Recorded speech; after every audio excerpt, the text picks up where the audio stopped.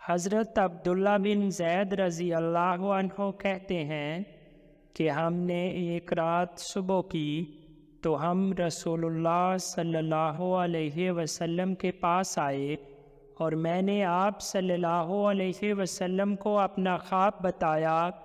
تو آپ نے فرمایا یہ ایک سچا خواب ہے، تم اٹھو بلال کے ساتھ جاؤ، وہ تم سے اونچی اور بلند آواز والے ہیں،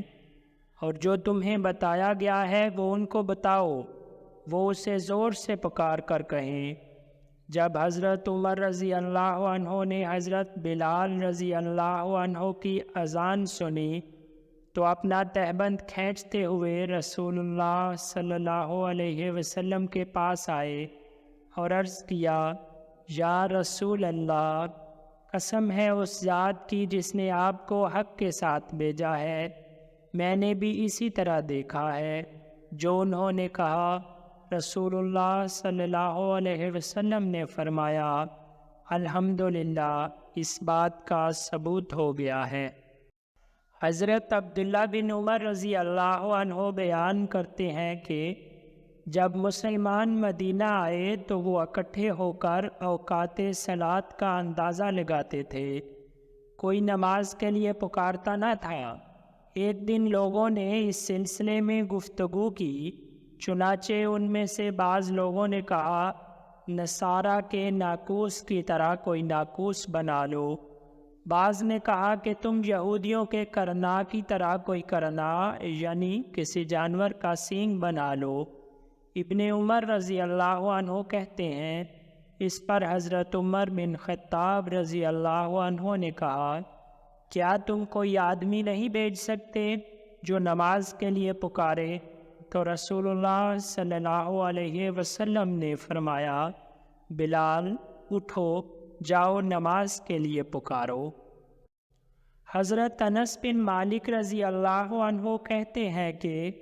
رسول اللہ نے حضرت بلال رضی اللہ تعالیٰ عنہ کو حکم دیا تھا کہ وہ اذان کے الفاظ 2 مرتبہ اور اقامت کے 1 مرتبہ کہیں۔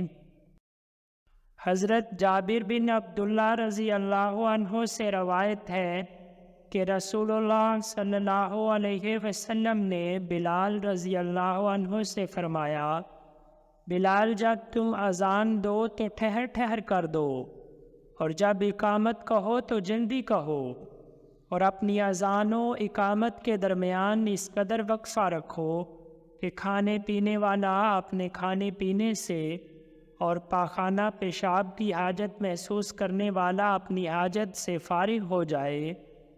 اور اس وقت تک اقامت کہنے کے لیے کھڑے نہ ہو جب تک کہ مجھے نہ دیکھ لو۔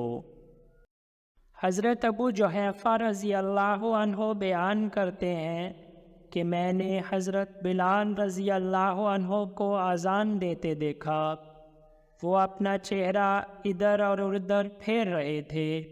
اور ان کی انگلیاں ان کے دونوں کانوں میں تھیں۔ رسول اللہ صلی اللہ علیہ وسلم اپنے چمڑے کے بنے سرخ خیمے میں تھے۔ حضرت بلال رضی اللہ عنہ آپ صلی اللہ علیہ وسلم کے سامنے سے نیزہ لے کر نکلے اور اسے بطحاء میدان میں گاڑ دیا۔ پھر رسول اللہ صلی اللہ علیہ وسلم نے اس کی طرف منہ کر کے نماز پڑھائی۔ اس نیزے کے آگے سے کتے اور گدھے گزر رہے تھے۔ آپ ایک سرخ چادر پہنے ہوئے تھے، میں گویا آپ کی پنڈلیوں کی سفیدی دیکھ رہا ہوں۔ حضرت بلال رضی اللہ عنہ روایت کرتے ہیں کہ مجھ سے رسول اللہ صلی اللہ علیہ وسلم نے فرمایا، فجر کے سوا کسی بھی نماز میں تصویب نہ کرو۔ تصویب فجر کی اذان میں الصلاۃ خیر من النوم، یعنی نماز نیند سے بہتر ہے کہنے کو کہتے ہیں۔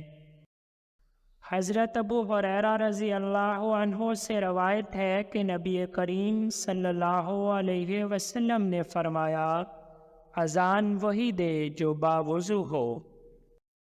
حضرت جابر بن سمرہ رضی اللہ عنہ کہتے ہیں کہ رسول اللہ صلی اللہ علیہ وسلم کا مؤذن دیر کرتا اور اقامت نہیں کہتا تھا،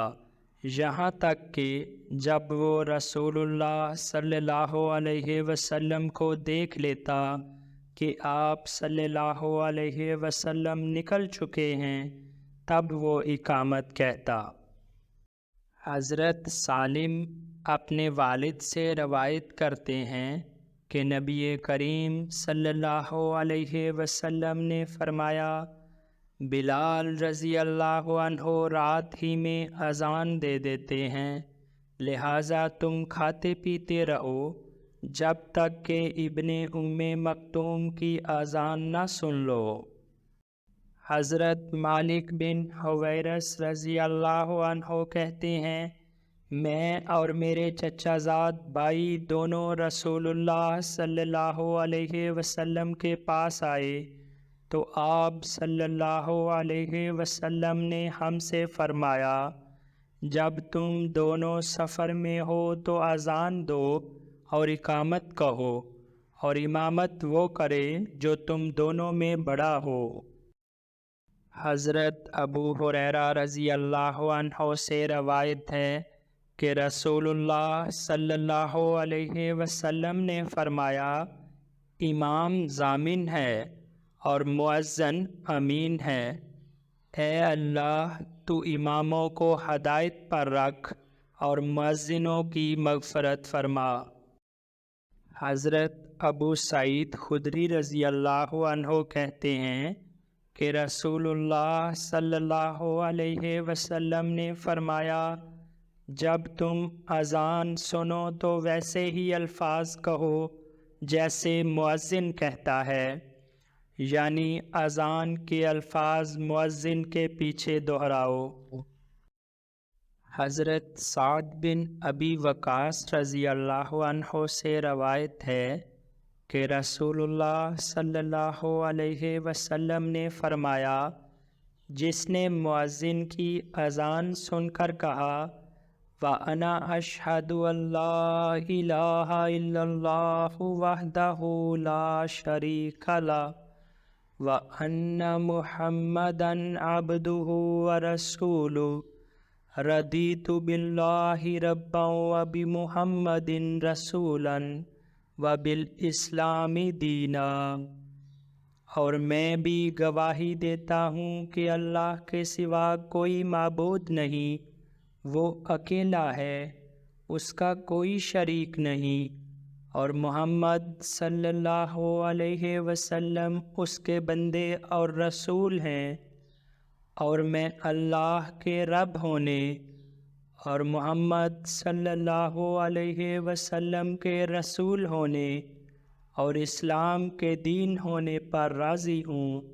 تو اس کے گناہ بخش دیے جائیں گے۔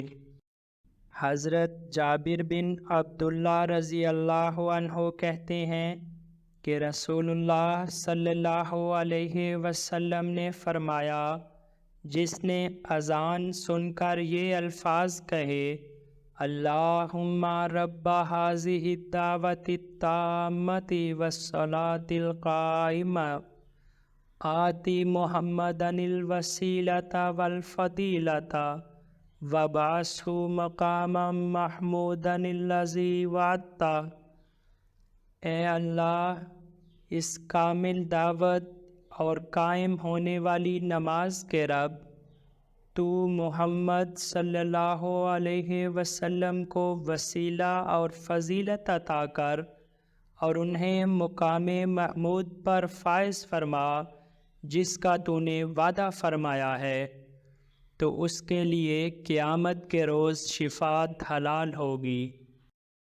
حضرت انس بن مالک رضی اللہ عنہ کہتے ہیں کہ رسول اللہ صلی اللہ علیہ وسلم نے فرمایا، اذان اور اقامت کے درمیان کی جانے والی دعا رد نہیں کی جاتی۔